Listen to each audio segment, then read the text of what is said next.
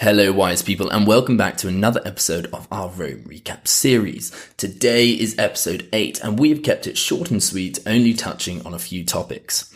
We start off by talking about emotional conjugations and how by using specific adjectives, one can distort an interpretation of an event or action.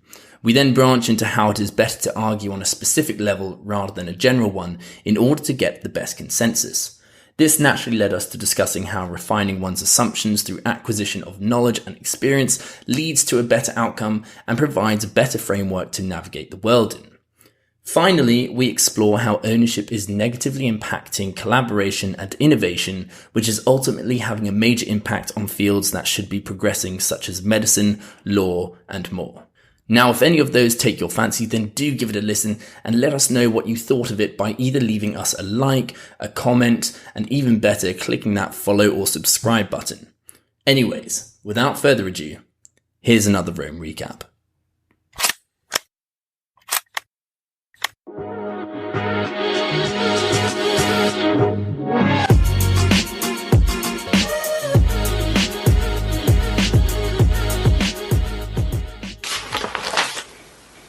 I'm just going through my other Rome and see if I got any things that.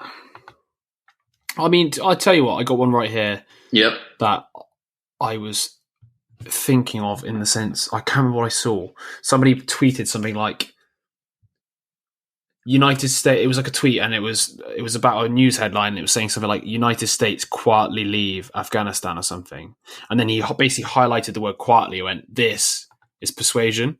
And I was like, that's really interesting, because it kind of is, because the action is they've moved out.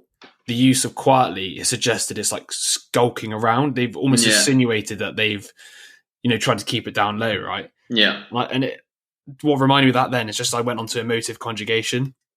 Yeah. I just saw the notes on it. I was just thinking it's really quite interesting. Like it happens all the time with all these news sort of stories. They put these mini words adjectives, in many adjectives. No, it is adjectives, right? Yeah, because it's a description of the action, which is technically not the correct description because it could be quiet. But it's hard when there's a whole scenario where they've taken out so many different troops on so many different. The actual pragmatics of the operation is impossible to be quiet. Do you kind of get me? Like there's and they sort of summarize it with quietly. And what does it do? It insinuates that the people who are doing it want to keep it hush hush. And I just find it so interesting that the smallest words on headlines can give people the complete wrong end of the stick of things. Well, it ties into what we were saying about shattered assumptions, which by the time this comes out, it will kind of be in 2 weeks' time. But anyway, and despite that, the immediacy effect. Yeah. The thing that, depending on what word comes first will change how you perceive the rest of the words, And so it's like quietly comes out and quietly leaves Afghanistan. Yeah. And it's trying to change the whole idea. And a lot of the time we don't really question the adjectives in these headlines. And so we get a completely distorted version of what it actually is. It's not based on just what actually happened, like America left. It's quite interesting, yeah. And one of the points they're making as well, like I was just reading the notes, like Eric Weinstein was saying that, what's interesting about using these words is you don't even have to falsify facts. You're basically taking facts and then putting some sort of emotional / moral insinuation into it to kind of guide people into how to think about the thing that's happened. Yeah. If that makes sense. Yeah. So the fact is, the only objective fact, right, is this thing has happened. Then it's you put in these small adjectives and whatever, you could say something like, "Oh, America's what's it good? Rapidly left." Then it suggests they're running or suggests they're running away from something, right? Because almost the rapidly means, okay, what made them decide to move so quick? And what defines rapidly? What's rapidly? What's the comparison set? Like, how quick is it to move? I don't know. It just really annoys me because the more you think about it, it's more just all bullshit.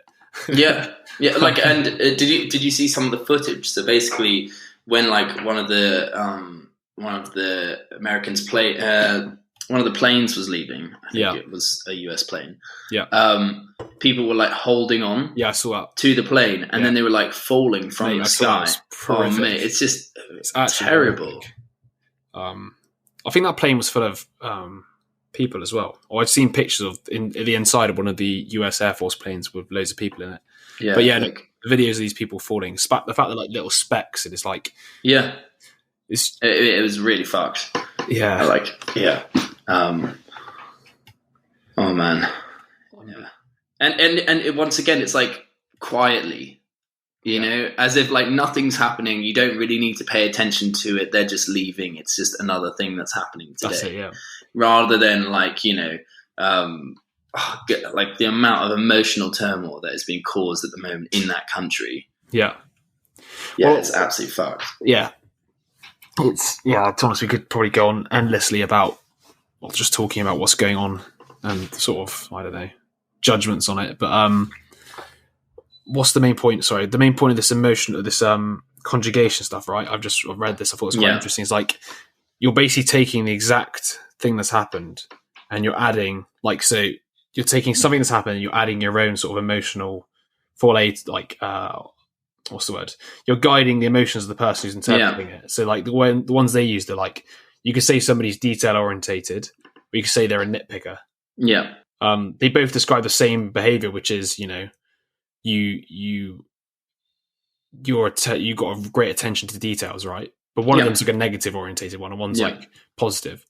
Exactly. It's interesting that like you can take anyone's kind of action and it's kind of static, and then by applying an adjective, you kind of just point it in any which direction. You know, as in like, this is what's happening. Someone is, you know, pays a lot of attention to detail. Yeah. And then depending on what adjective you use, we'll either send it in like a negative or like, you know, a positive, or, you know, many different ways. It's just with like a simple adjective. It's rhetoric, isn't it? It's the sort of what's the word? The principles of persuasion. I was in the book Mine as well. It was mentioning rhetoric techniques that are very common, especially for like legislators, people who put in the laws. Yeah. And a lot of arguments follow like this idea of like the slippery slope. So like, in fact, you could even argue a lot of people do it with the COVID stuff. So for example, the slippery slope fallacy of the government starts controlling this, therefore it's a slippery slope until they've controlled everything. Yeah. And their point is like, it's actually a fallacious argument. It's just rhetoric, because there are times where stuff can move down and doesn't go any further. So and then they were arguing the antidote to the slippery slope thing is to say, we have a sticky staircase. So we're just going to take this one step and then we're never going to do anything else. And obviously it doesn't. But get that with governments. But, of course. No, that's fine. But the point being, it's this idea of the slippery slope is just a rhetorical device. Yeah. A common assumption / belief that people have, which people can use to justify things. Yeah. If that makes sense. We all have these like collective, you know, like aphorisms this is what I was thinking, right? You know, like aphorisms and common sayings, they can almost be used as rhetorical devices because you can use them in any situation to justify something. So like the slippery slope thing could be do with anything. Like you could say, the slippery slope of drugs, or the slippery slope of having a chocolate button. And you'd be like, oh yeah, that does happen. But sometimes it doesn't. Yeah. So it's like, but they're providing you the kind of mental framework in order for you to almost to like make you have the assumptions that they want you to have. Mm-hmm. You know, it's like if I say, it's a slippery slope, then you're going to assume that, there's going to be more of these things. Yeah. And so it's just accepted rather than like, actually it doesn't have to be, you know? But like if I would say, this is a one-time thing, well then if it happens twice, well then, you know, you start questioning it. But, and that is the slippery slope. It's just funny how it's always, it's classic because he was arguing in the book, it's always to do with like the rules around drugs as well. It's classic, like, once somebody starts as a slippery slope, the next thing you know, they're going to be dealing drugs on the street or, you know, living on the street. But the amount of people that do drugs and the amount of them who live on the street, the slippery slope does exist, but it doesn't exist for everybody. Yeah. And then there's so it's one of those things that you kind of use because you can imagine it happening, people falling down this, you know, into despair, but the reality is a lot more in the middle, if that makes sense. Yeah, and it's kind of like a self-fulfilling prophecy in a sense. Well, but you can use it to rationalize your stuff, like, I've done drugs now and it's a slippery slope. Everybody else falls to this, so I'm going to slip down into. Yeah, but this is it. It's like, this always happens when this happens, and it's like, that's not the case. And also, it's like said with such certainty, so it's almost like there's no questioning it in the first place. It's always like very ambiguous chat. you know, like fluff talk, things that you can never pinpoint. And it's like, yeah. you know, we're not going to say for certain that this might be the case. And a lot of the time, okay, that's fair. Like it's hard to pin, you know, it's hard to have certainty about putting something in place. But then when the ulterior motive is to constantly make it ambiguous so that you can put things through. Yeah. Well, I think it's quite interesting. It reminds you of the How to Have Impossible Conversations. And it's like, you know, if you're having an argument or if you're talking about something but without defining the terms, then you're not even talking about the same thing because you're both not clear on what the thing is, that you're discussing. Yeah. I just find that really quite interesting. It's like the example they used in the in How to Have Impossible Conversations was, oh, I hate the government or something. And it's like, okay, right. So they hate the government, but government's such a broad term. It's like, what do you specifically hate? And then once you specifically find out what this person dislikes, you can then either refute their evidence or refute what they're saying. But you can never refute something when it's general. And I find it quite interesting because a lot of these people who now stand up to this like politically correctness movement as well, what I quite like is they're specifically standing up for something as well, if that makes sense. They're very specific what they're standing up for. Yeah. And you can't really argue with it's easy, what's I supposed to put it? Yeah.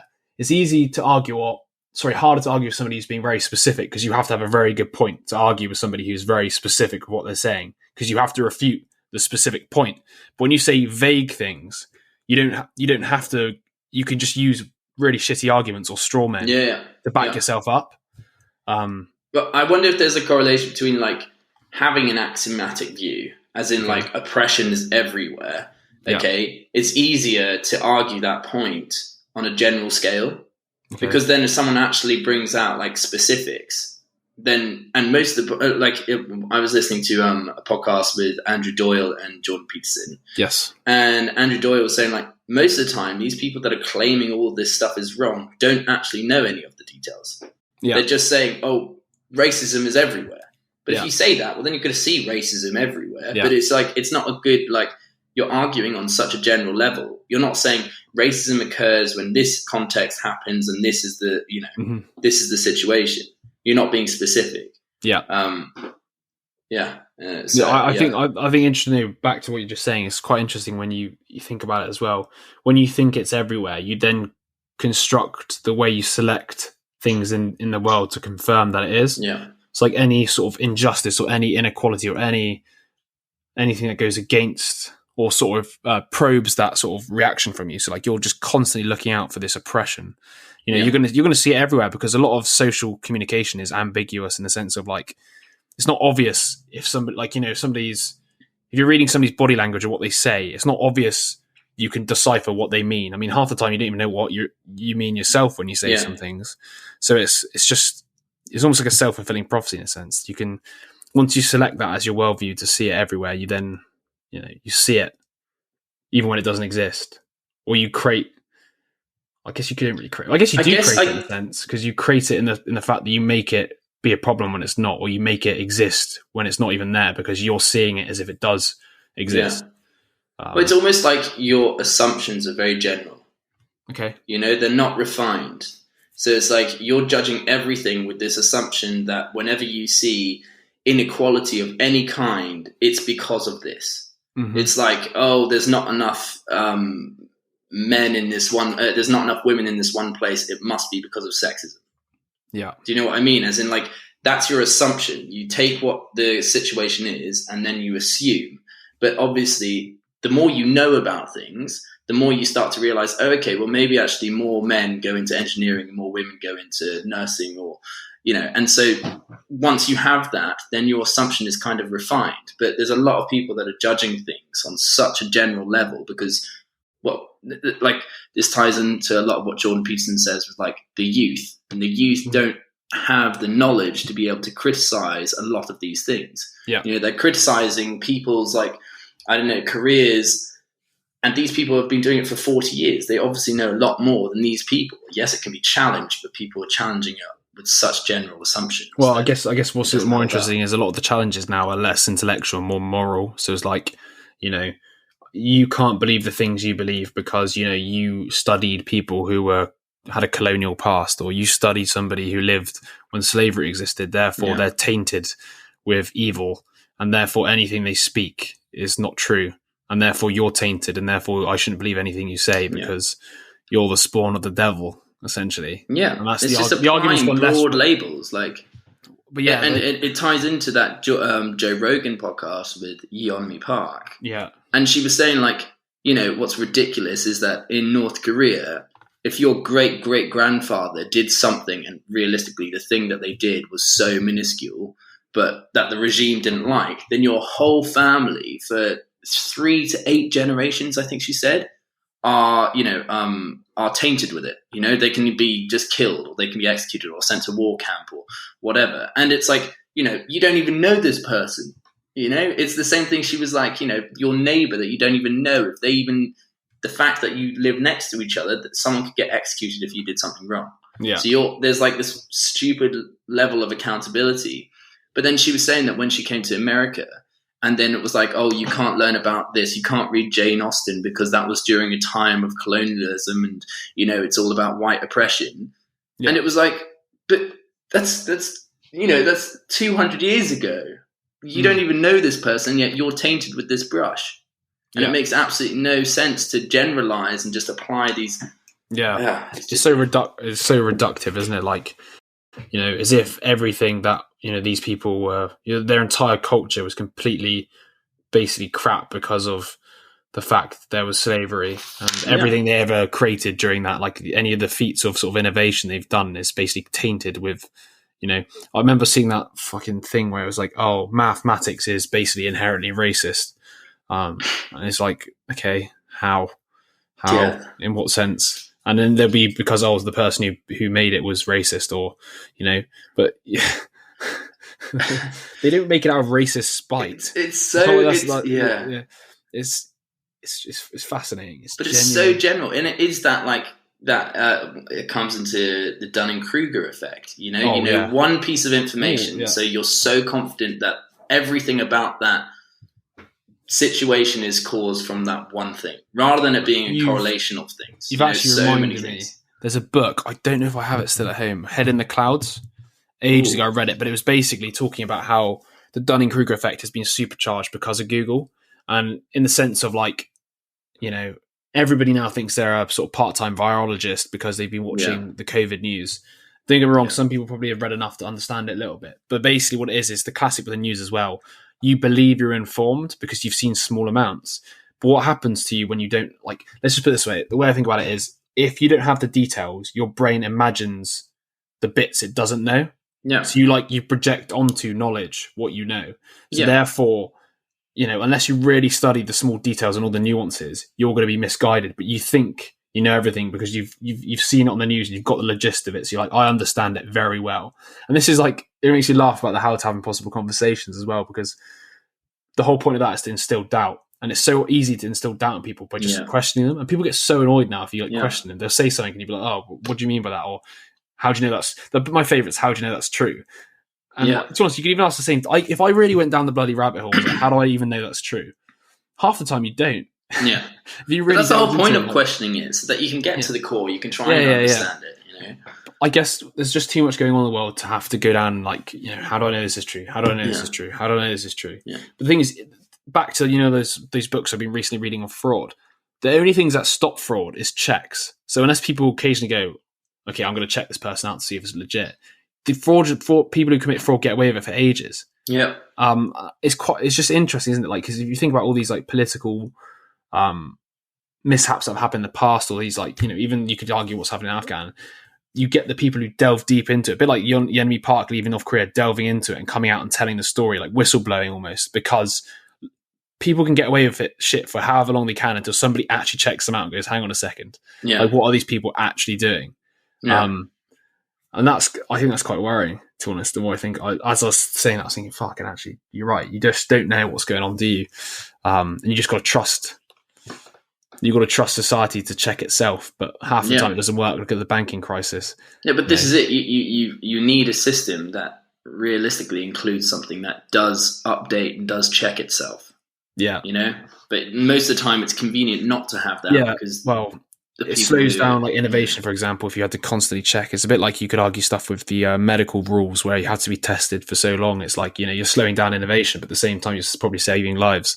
Yeah. And part of this, actually, this law book I was reading as well, they talk a lot about ownership laws around patents and, specifically around patents, actually, in the sort of medical industry. And they talk about how basically what's happened now is they've got this massive shitty system where, loads of people are patenting specific types of, chemicals. And then it's stifling innovation because one company isn't sharing it with the other company. Because if the other company wanted to use anything to do with it, they'd have to license it from them or they'd shut them down. So basically, it stops all this sort of like, creativity, because they'll all be talking to each other and all trying out the new the chemicals they've all made, right? Yeah. And then it talks about, because of that, they've all then had to focus on what they have already got. And this is where you get the thing where they're reselling old pills for new drugs, new diseases, and they're coming up with new diseases because that's the only way to sell what they have, because they can't create anything new, because the ownership has been stifled because you have to pay too much. And what's quite interesting is they talked about the software industry in particular, where it was, what are they saying? So in some states in America, they stop you from, they make you have non-compete clauses in your contract. So if you work for a company, you couldn't go to a competitor. But in California in particular, they don't have that, which means all the software engineers can just fuck around and go to all these different tech companies. So there's a massive amount of like cross-pollination of ideas. And this is how loads of innovation has happened in the software industry, because all these people are like, I found a good idea in Google, and now I'm going to fuck off to Apple and implement it in Apple. Oh, no, I don't want to go in Apple anymore. I'm going to go to Facebook. I'm going to sort it out here. And this idea of like, going to different areas, having different experiences and bringing with you that knowledge. And then, it's just not happening in the, in the medical industry. It's just quite interesting because it really makes you think about how the actual legislation and law side of things really do set up a state/country/world for success. Yeah. Because these type of so another one they used as an example as well was Disney and I can't remember who else. Basically, they were saying Disney are the worst for protecting Mickey Mouse.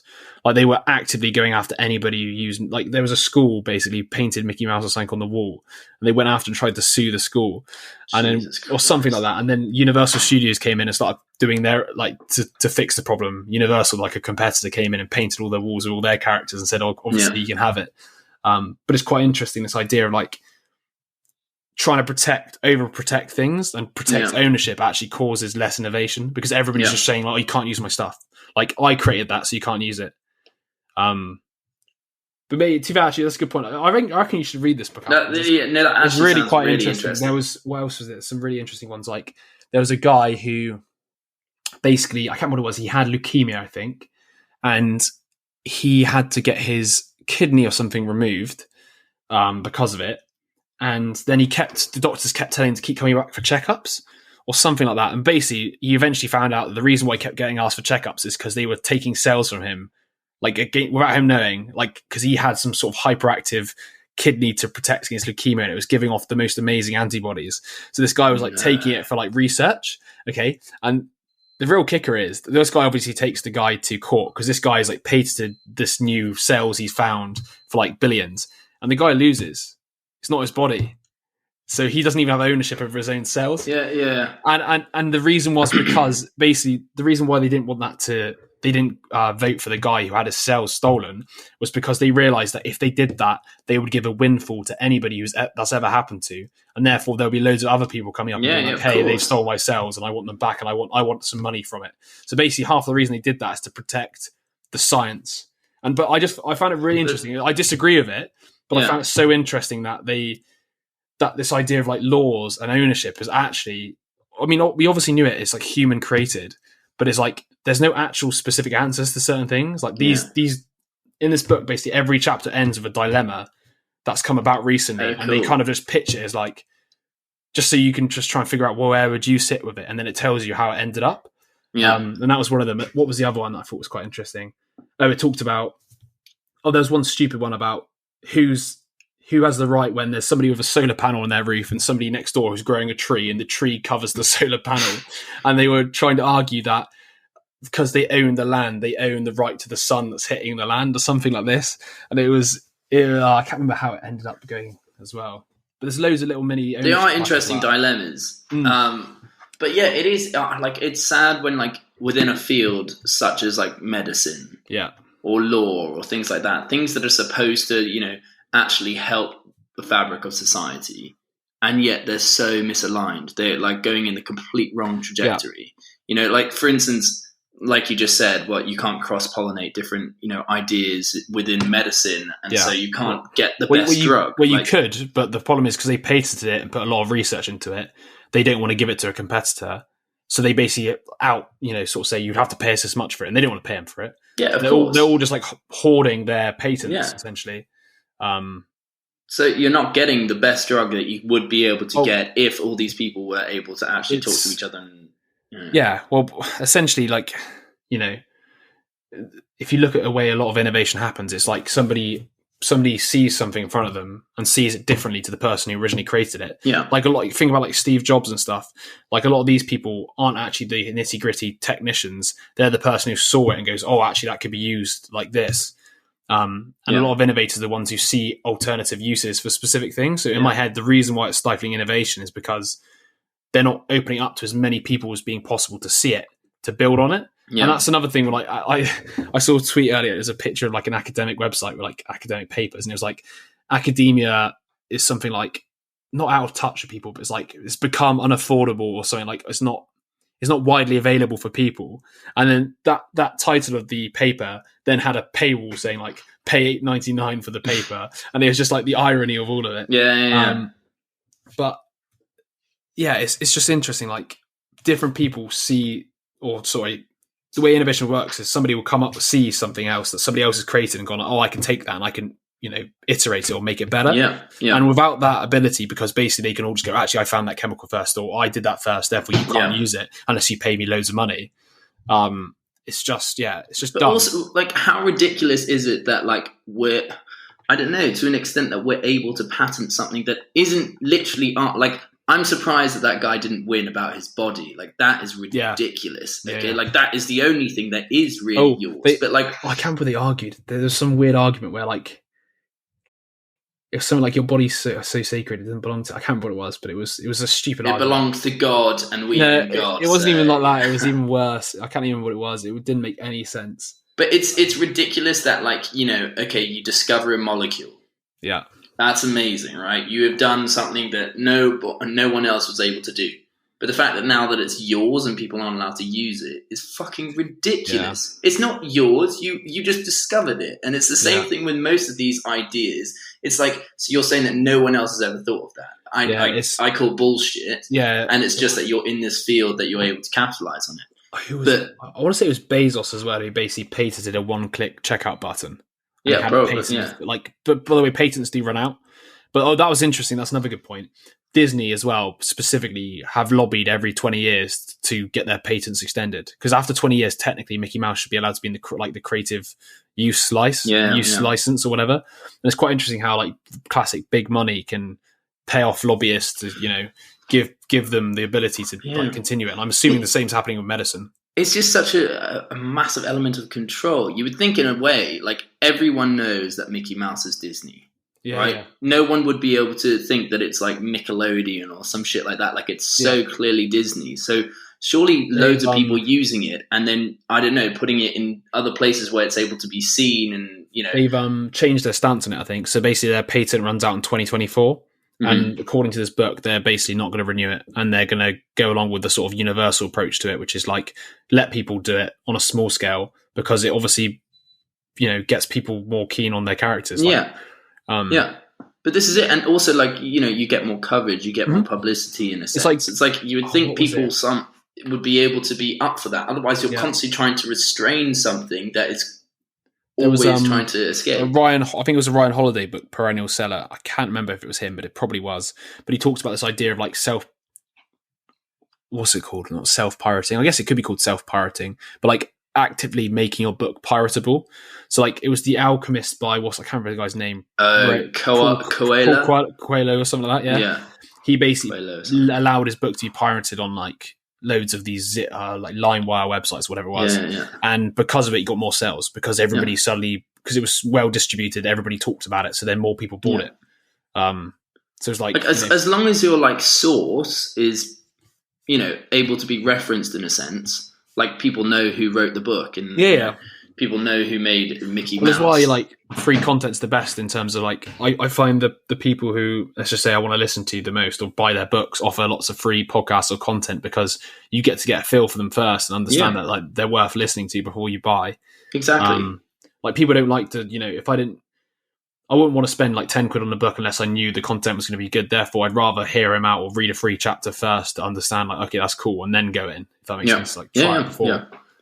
So like the self-pirating thing works, and especially if you've written a really good book, it's like, well, the more people have it, the more people are going to talk about it. Therefore, your next book's going to have, like, you almost want to self-pirate your first book just to make ultimate distribution and get everybody's hands on your book before you create a second one, and then you're famous. Like fame's the aim of the game, and then once you're famous, it's easy. Yeah, exactly. Like, it's so infuriating. This, it's like there's so much potential there. There's so much, like, you could probably create drugs that are so amazing and don't have as many side effects or things, and yet that's not being done, or not to the same degree. Yeah, and it I guess it also depends on the country and state as well. Quite interestingly. Because it was talking about how like different states have different ownership rules. And what's interesting about the United States in general, which I quite like now thinking about it, is obviously you have the federal level, but then you have the state level of government, and different states have different ownership / laws. And therefore, because the states because there's so many different states, you can actually start innovating with laws to see how they impact and then take the best practices from other ones. Whereas obviously in the UK, I guess it's just one. So therefore, you can't really innovate, because if you innovate, it's going to like not destroy the whole country, but you go, I mean, it's like a cataclysmic effect on everything. Whereas in the States, it can kind of be segmented to one state at a time, which fosters greater innovation, I guess. Well, it's basically just like decentralized government in a sense. Like, you're getting closer to the actual problem at hand, so you're able to test and get feedback. Whereas you wouldn't be able to do that if like you did it on. I guess that's it. Like, there's not much change and iteration at the federal level, but at the state level, there's a lot more sort of policies and legislation put through that, that they're testing, etc., which is quite cool. But yeah, stuff like that you don't really think about in terms of who owns what. That sounds a really interesting book, actually. It's quite good. Like, it was really good interest, like starting to like ownership law, because it's just dilemmas you never really think about, because obviously you just take things for granted that humans can like figure out like conflict themselves, because do you get what I mean? Like, me and you are disputing over something, but obviously at the end of the day it goes down to the court to finally resolve a dispute that we can't resolve ourselves, and then it's like, where does the court sway? And it's quite interesting because there actually isn't a guidebook for everything, because everybody thinks, the laws are set in stone, but they're not, because it depends on the interpretation of the events. It depends on obviously the situation, and it's crazy. There's many ways to decide who owns what. Like, is it first come, first served? Like, or is it possessed? How do you possess something? There was one where this guy basically had a house and a bit of land at the end, and it was somebody else's land, but basically they started using the land at the end of their garden. Like, they kept encroaching into the land, and they were building on it and using it. And basically, 20 years later, the guy who owned the land came back and was like, "Oh, you're on my land." And then the court sided with them because they had been using the land and keeping up to date. So, like, weird stuff like that. It's quite I'm trying to think if there's any more interesting stories like that. They talked a lot about sports athletes. So in the past, they used to be owned by clubs, and because they were owned by clubs, they could be told what to wear.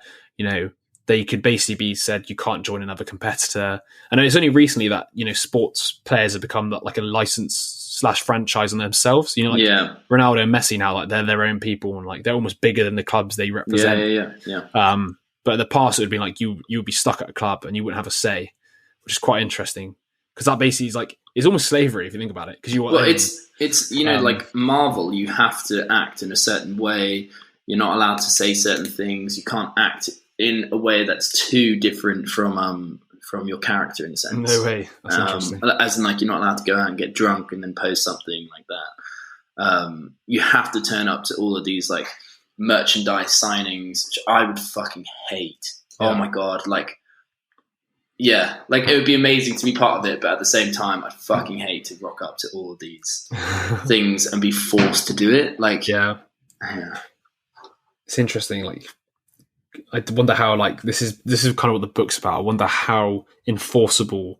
So he talks a lot about how people can write stuff in contracts and it can still not be legal. and because people see it in the contract, they don't question it. Yeah, if that makes any sense. Like, it's just like they don't question it because it's in the contract. Like, back to this like non-compete stuff in Florida and California. They're not the same in California. And they were saying that some of these companies were still writing like, oh, there's a non-compete clause here. You're not allowed to go to compare like competition, and that's just, it wouldn't stand up in a court. So people can, but they're obviously scared because if they read the small print, it says you can't. And unless you have the legal nous, which not many people do, to know that actually what is and what isn't allowed in each individual state, you would just take their word as kind of gospel, right? And it's quite interesting.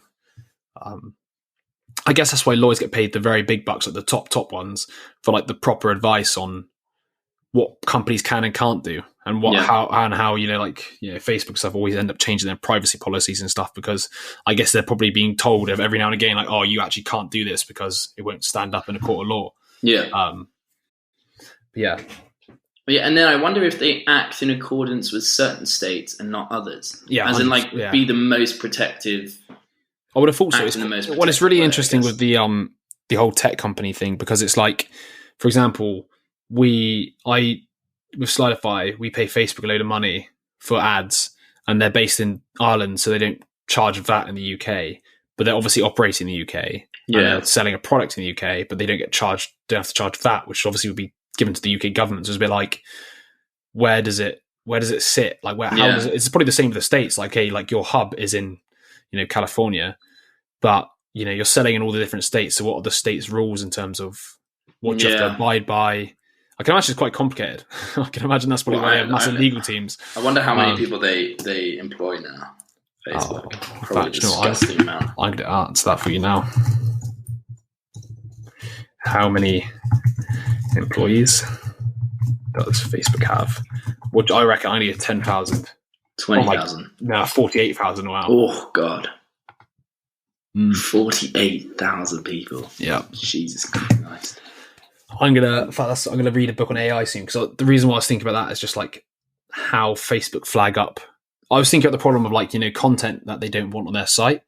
So how do they flag it up? I'm quite intrigued by it. Like, how do they use AI? So I guess they just pick up on certain words. Like, they probably have like words which like shouldn't be used, or if they are used, flag it up, and then they get a human reviewer to be like, accept.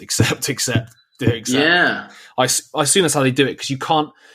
AI is not clever enough to do the actual like diagnostic work. It has to be somebody who's a human, basically. So the AI is a tool to flag up the stuff which should be checked. But then there's a classic fraud / like what's it called, arms race, where people who know how to hide stuff then just don't use the words that Facebook are flagging. So it's like this is why it's never going to be possible, because the people who are putting up the content which is bad will then always hide the content in other stuff, and because the AI can only flag up specific words. They're always chasing after what these new guys are doing. Fuck. Well, it's constant competition, isn't it? Well, yeah, and this is back to the fourth thing: how you can't censor. You can't be looking at what everybody's doing in the planet at the same time with another human censor. Like, AI can only go so far into terms of flagging up the weird content or the stuff that should be hidden.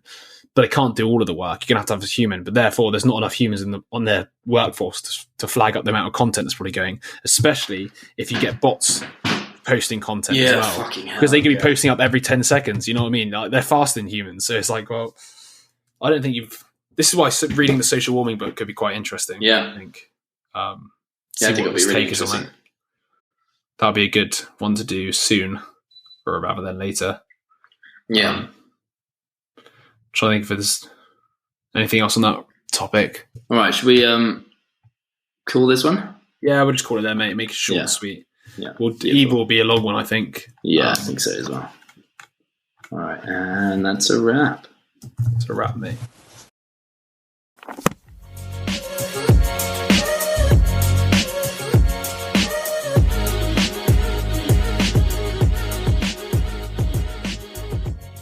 Well, I hope you enjoyed that, guys. And if you did, make sure you give us a like or leave us a comment. We want to hear from you. We want to know your thoughts on this. We want to know what you're reading. It's an interactive process.